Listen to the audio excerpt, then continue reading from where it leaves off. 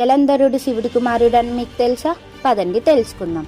ఒకరోజు ఇంద్రుడు మరియు బృహస్పతి శివుని దర్శనం కోసం కైలాస పర్వతానికి చేరుకుంటారు.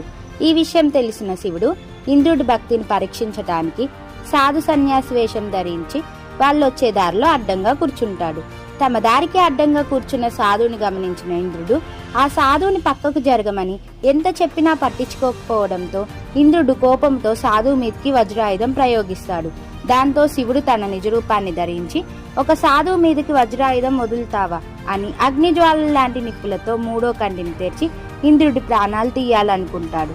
కానీ శివుడిని గుర్తించిన బృహస్పతి ఇంద్రుడిని క్షమించమని కోరుతాడు.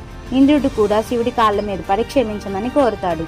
శివుడు ఇంద్రుడి ప్రాణాలు విడిచిపెట్టడానికి తన మూడో కంటి నుండి వచ్చిన నిప్పులను సముద్రంలోకి కాల్చాడు.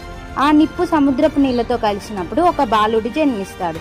ఆ బాలుడే శివుడి కుమారుడు జలంధరుడు.